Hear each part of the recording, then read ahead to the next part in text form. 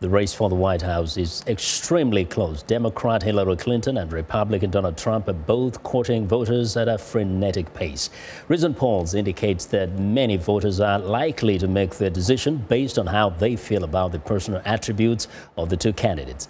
VOA national correspondent Jim Malone has more on how character issues are dominating this year's campaign. In the final days of the campaign, White House hopefuls Hillary Clinton and Donald Trump are focused primarily on each other's flaws. I love this stuff. The renewed FBI probe into Clinton's use of a private email server while Secretary of State has pushed the issue of her trustworthiness front and center, and Trump wasted little time in seizing on it. This is the biggest political scandal since Watergate. And it's everybody's deepest hope that justice, at last, will be beautifully delivered. Clinton may be on the defensive, but she's also lashing out at what she believes are Trump's character flaws in the final days of the campaign. Donald Trump is out there stoking fear, disgracing our democracy, and insulting one group of Americans after another. Hillary is the one who broke the law over and over and over again. Presidential campaigns often center on issues like the economy, foreign policy, and immigration, but this year is clearly different, says expert Matt Dallek. This race has primarily become about character and about personality. I think this issue of character is going to remain front and center. I don't think it's going away, and I think to an unusual degree, issues in policies are not really as central as they typically are.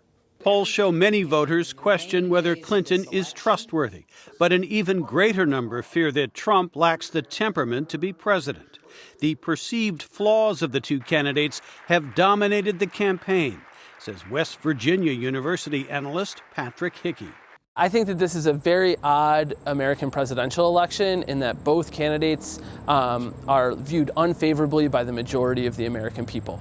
You know, usually that might happen to one candidate, but not both. The questions about character have been center stage throughout the campaign. Trump went after Clinton over the email issue in the second presidential debate. If I win, I am going to instruct my attorney general to get a special prosecutor to look into your situation. In the third debate, it was Clinton who went on the offensive over Trump's controversial comments about women. Donald thinks belittling women makes him bigger. He goes after their dignity, their self-worth, and I don't think there is a woman anywhere who doesn't know what that feels like. With all the attacks on character, the election outcome likely will depend on which supporters are more motivated to vote, says Patrick Hickey. And this is definitely a kind of anti-election as opposed to a pro-election, which I think means on election day, turnout is really going to be what matters, which side can turn out voters to actually get to the polls. One of the longest and most divisive U.S. election campaigns will come to a close next Tuesday. And for many voters, the end can't come soon enough. Jim Malone, VOA News,